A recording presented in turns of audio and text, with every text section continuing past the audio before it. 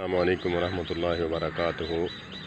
ایک شخص نبی پاک صلی اللہ تبارک و تعالی علیہ وآلہ وسلم تسلیما کثیرہ کے پاس آیا کہ میں نے کچھ اپنی مال میں سے عشر زکوٰۃ یہ جو ہے میں تقسیم کرنا چاہ رہا ہوں، مجھے بتائیں کہ میں کہاں صرف کروں۔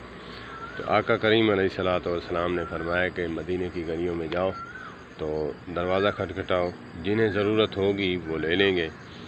تو وہ چلا گیا۔ جب وہ چلا گیا تو وہاں پہ صحابہ کرام کے جو ہے گھر تھے، انہوں نے دروازہ کھٹکھٹایا، دستک دی۔ تو جب دستک دی تو انہوں نے کہا کہ یہ مال ہے، کچھ میں دینا چاہتا ہوں۔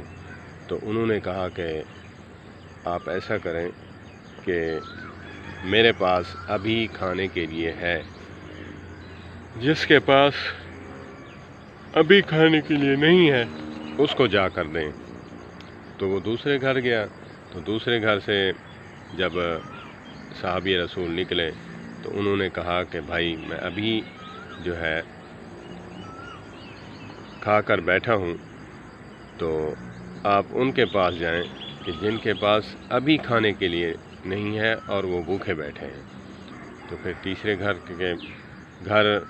گئے جب، تو دروازہ دستک دی تو پھر باہر آئے تو پوچھا کہ میں یہ کچھ سامان ہے دینا چاہتا ہوں۔ تو انہوں نے کہا کہ جی ہم نے کچھ سامان تھا وہ کھایا، اور شام کا جو ہے وہ اللہ ہی وارث ہے، آپ ان کے پاس جائیں جن کے پاس جو ہے ابھی کھانے کے لیے کچھ نہیں ہے، وہ بھوک سے مر رہے ہیں۔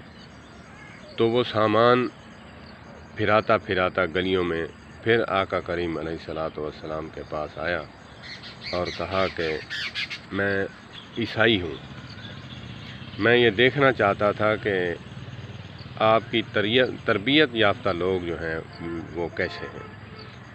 تو وہ ان باتوں کو دیکھ کر کہ اپنے اوپر دوسرے بھائی کو سبقت دینا جو ہے یہ مسلمان کا شیوہ ہے، تو وہ وہاں پہ اس بات کو دیکھ کر کلمہ پڑھ گیا۔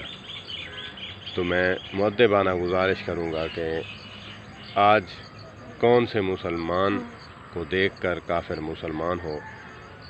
ہمارے اندر ہے کیا کہ ہم ایسا عمل کریں کہ جس سے جو ہے لوگ امپریس ہوں اور اس کو فالو کریں اور یہ کہیں کہ واقعی جو ہے مسلمان جو ہے وہ ایسا ہی ہے جیسے وہ کہتا ہے یا ان کی کتابوں میں لکھا ہوا ہے، قرآن پاک میں، احادیث مبارکہ میں۔ تو ہمیں اللہ پاک عمل کی توفیق عطا فرمائے، اور ایسے ہی ہم پڑوسیوں کے ساتھ بھی، اپنے عزیز و اقارب کے ساتھ بھی ایسا سلوک کریں کہ جو صحابہ کرام رضوان اللہ علیہم اجمعین کا تھا۔ والسلام علیکم ورحمۃ اللہ وبرکاتہ۔